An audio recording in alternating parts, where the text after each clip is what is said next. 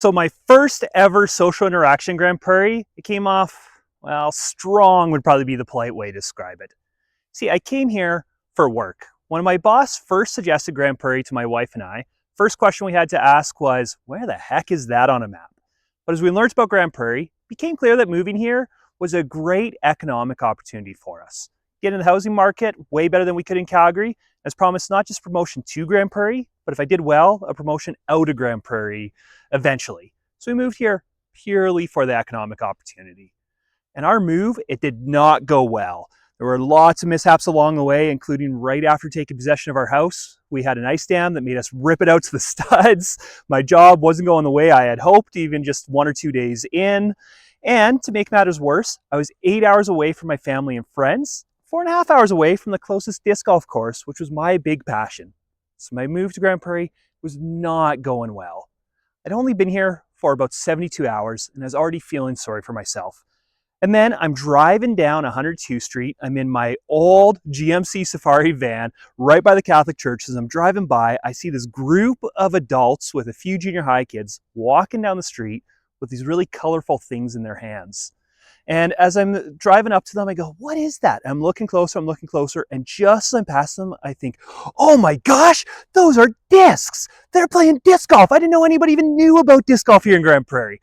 And so I slam on the brakes, I pull a Yui, I pull up to them on the curb, I roll down my window and I go, oh my gosh, are you guys playing disc golf? I play disc golf too. And I pull a bag of discs out of my back van, even though they're only carrying one, I pull out like my 20 discs. I'm going, see, I play disc golf too. I didn't know other people played disc golf. And I'm just getting so excited see people carrying disc golf discs down a street in Grande Prairie where I thought this sport didn't exist. Well, it turned out that they had been playing just kind of this makeshift course that they made up using lampposts in Muscogee Park for years. And right away, they were really welcoming and invited me to join them. They soon became my first non-work friends that I made here in Grande Prairie. And before long, we founded the Grande Prairie Disc Golf Club. And we said, you know what? We should see if we can get an actual disc golf course built in this community.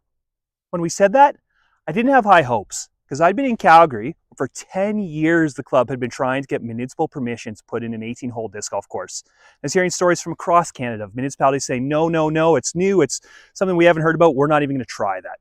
Well, we thought we'd approach council anyways. Much to my surprise, as soon as I approached council, they said, hey, we might not have ever heard of that before, but it's a cost-effective, innovative way to do new things in our community. So yeah, you can have some land for it. And you can have a bit of cash too. And then to my surprise, when I had that land, I had that cash, I had a really easy job going to the business community and fundraising all the rest of the cash and going to the community and recruiting all the volunteer work that me and that first group of friends needed to get this 18-hole course down in Muscogee Park built. Now, over a decade later, got 4 courses in town, with thousands of people enjoying them every single year. And it has been such a fun way to volunteer my time. And my story tells you exactly why I love this place. Why my wife and I really quickly after moving here said, we're not getting promoted out of here. We want to set down roots here. Because this is a place of amazing opportunity. There's economic opportunity here, but there's also opportunity to make friendships and community that doesn't exist many other places. I don't know if it's because of our northern winters or because we're so far away from other major centers, or if it's just some spirit of hospitality that we've taken on from the people that have been here since time immemorial. But people in Grande Prairie are so welcoming to people who are new or just visiting the community. So I love the opportunity here to make friends.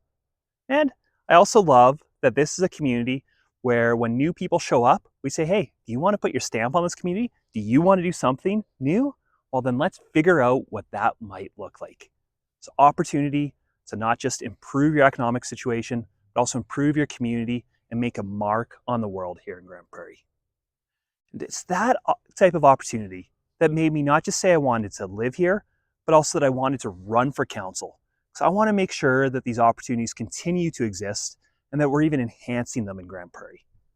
And that's why I'm excited to be sharing with you that I'm going to be running for another term on council. So I want to keep on building these opportunities. I want to keep on working with council colleagues to build a community that's attractive for people to work in, to invest in, to visit, and to move to. When we talk about economic opportunity, I also want to continue working hard to make sure that every single dollar the city spends is spent in the best possible way, so we don't have to ask residents to pay any more than they absolutely need to get the level of service that our residents want. And speaking of municipal services, I also do want to keep on creating the opportunities for people to build community and a great sense of quality of life. That means finding cost-effective amenities that we can put in for people that won't bust the bank but will really enhance their lives. That means strongly supporting volunteers and nonprofits in the community who are doing incredible work. I really want to continue building a place where people have opportunity to thrive. And maybe most importantly, and my biggest focus on council, is I want to make sure that people continue to have the opportunity and grow in the opportunity to have an impact on what council's up to. If you've paid any attention to my time on council, you'll know that I spend a huge amount of time on social media, out in the community, meeting residents for coffee or other beverages to communicate what council's up to and ask people their perspectives to inform my work. But I still think there's a lot more that council as a whole and the city as a whole can be doing to involve you in the conversations that are going around in City Hall. And I want to continue pushing forward more and more transparency and resident engagement so the best possible decisions can be made around the council table and so that you have the opportunity to shape this community in the ways that you want to shape it. So I hope you'll give me 4 more years to keep on working on this stuff. Now, if you're watching this and you're really excited that I'm announcing my re-election, then I would make a quick pitch to you, and that's maybe help me out. The obvious way that every politician will tell you you can help them out is if you want to make a donation, you can certainly do that to help with signs and help with lit drops. Those are always appreciated. But even more than monetary donations, please consider getting involved with your time. Over the next couple weeks, I'm going to be recruiting people to help me put up signs, to help me do literature drops, and to organize little coffee or other gatherings where you invite a few people to come and share their hopes and dreams and what they want council to work on for the next 4 years. So, if you want to see me back at the council table, please consider getting involved. And no matter who you are in this community or who you support, please do be paying attention over the next few weeks. Be asking me and all the other candidates really hard questions. Be researching what we've done in this community to build opportunity so far and what we're hoping to do over the next 4 years. And on October 20th, please show up and vote. Elections are your best opportunity to have a direct say in the future of our community. So I hope that you'll be paying attention and getting involved this election season.